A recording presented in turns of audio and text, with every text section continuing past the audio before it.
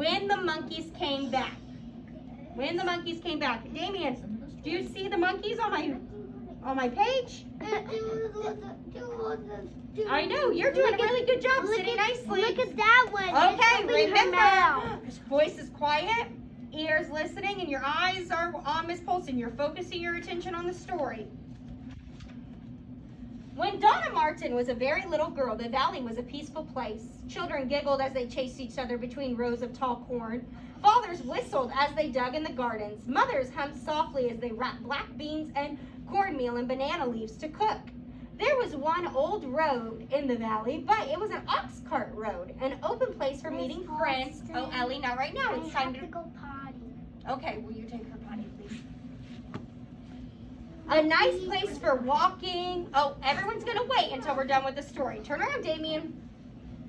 And she could catch lizards. Look, she's catching lizards. There weren't any cars at all. The valley was a quiet place, except for when the monkeys called. We'll have to see what the monkeys are talking for. Every morning and every evening, as long as anyone could remember, the monkeys announced the changing of night into day, the changing of day into night. At dawn, they would howl and bark to one another, and the noise they made was like thunder in the trees.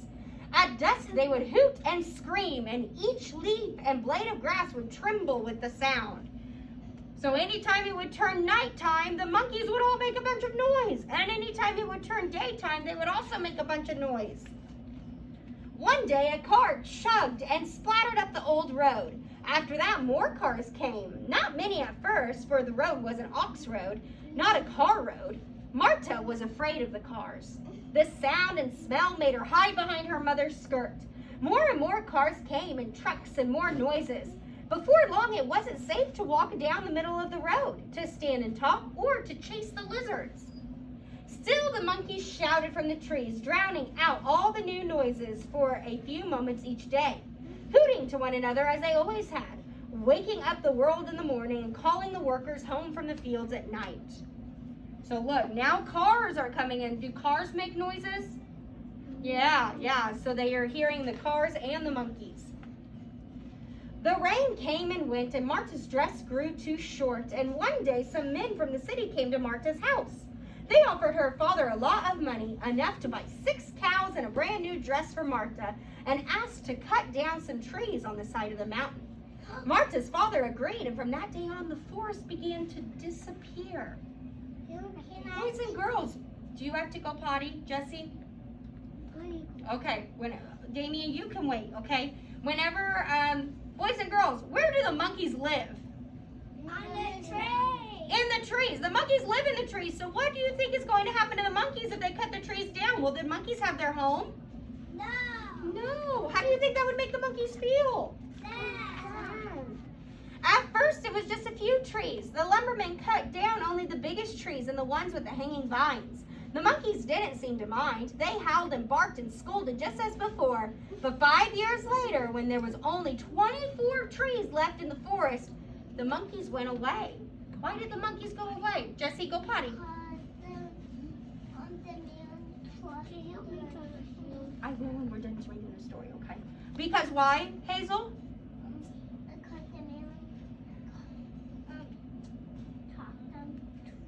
Because the men cut down the trees. You're right. That's why they went away. Go potty, Jesse.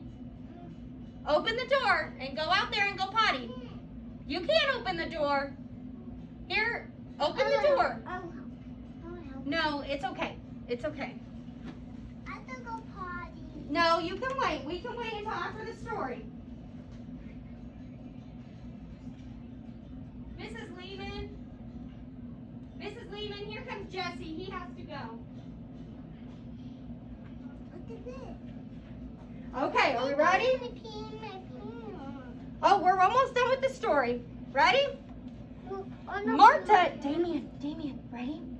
Marta didn't know where the monkeys went. One night, just as the sun slipped behind the hills, the monkeys shrieked and hooted and cried louder than ever before. Some said it was because of the full moon. Others said the rainy season was near.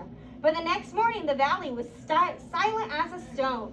Over the next several years, the last of the trees were cut down. What had once been a forest was now covered with stumps and tangled brush.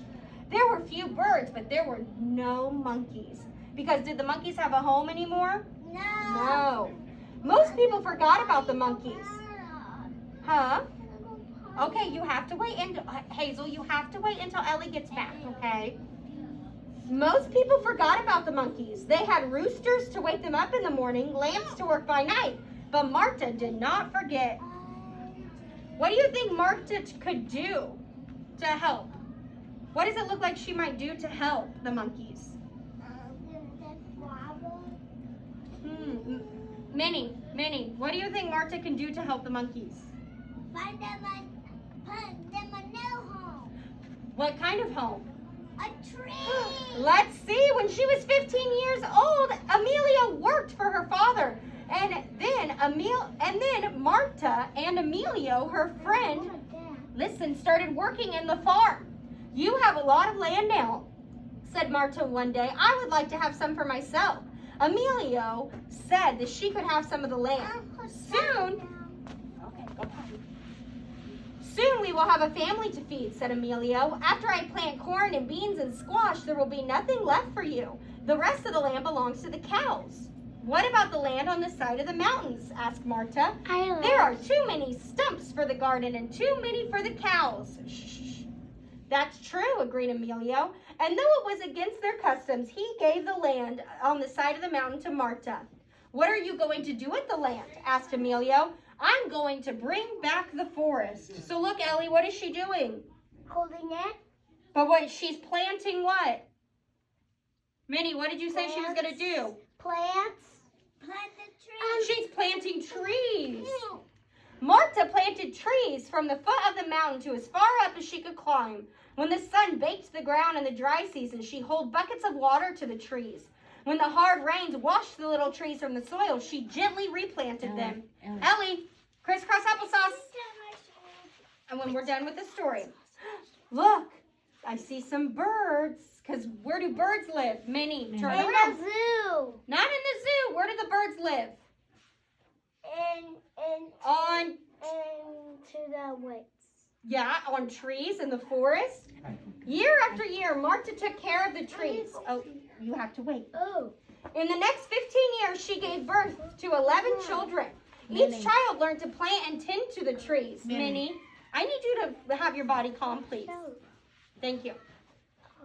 Coffee grows well on the mountain, Amelia would tease. Maybe you could plant coffee on your land. But Marta didn't listen. She did not change her mind. She wanted the forest to come back. Forest. Many more years passed. The trees grew higher and higher. Marta's children grew up and had children of their own. And then one day, Dawn and Marta took a walk along the road in the warm sunshine. The children greeted her as she passed. They said, Look, my friends, watching eyes. Good morning, tree lady. Good morning, answered Marta with a wink and an old smile. She leaned on her stick and walked across the valley. So look, is she old now or young? Old. Yeah, she's old now. Her trees touched the sky. Thick vines wrapped around their trunks. Birds of every color filled their branches. Now, whenever they dropped their seeds, new trees would grow. The valley was bright with squash and corn and beans, but the side of the mountain was deep, dark green forest green. Dawn and Marta's... Oh, hold on. We're almost done with the story, okay? Dawn and Marta's work was finished. So look, Hazel, she planted all of those trees. And what animals came to the trees? Birds. There's some birds. Yeah. Look, this is even an iguana. Everyone say iguana. Iguana. Ready? Listen. Oh, have a seat, please. I see you. I need you to sit down. I'll give you a hug whenever we're done with the story. One night, Marta couldn't sleep. As she lay in her bed, she listened to sounds of insects. The twittering of the night birds. Out her little window, she watched the stars trail across the black sky. She watched the moon shadows shift and change in her room. As dawn approached, she heard the roosters begin to crow, and then she heard another sound. Sit up for me, sit with your body calm. At first, it sounded like a barking dog, but soon the barking turned into howling. The howling turned into shrieks, and the shrieks into shouts, and every leaf and every blade of grass trembled with the sound. What do you think's making the sound? A wolf. A wolf? What'd you say, Minnie? Monkey. Ooh, we'll see. Marta hopped to the window and she leaned out and she listened. The dark air thundered with the sound of monkeys hooting and howling and screaming from the treetops, waking up the whole world once again. Donna Marta closed her eyes, smiled, and then listened to the music that she had missed for 56 long years. The end. And look, there's your little monkey. Aww. Oh, sit up, Minnie. Yeah, so she brought the trees back, and then the monkeys came back because they had a home again. Yeah, and they're gonna broke the trees. Oh, they were going to live in the trees. Remember, the men cut the trees down, and then Donna Marta wanted the monkeys back, so she planted the trees to make the monkeys come back. Okay, I'm looking for friends that are sitting crisscross applesauce that are ready to go play.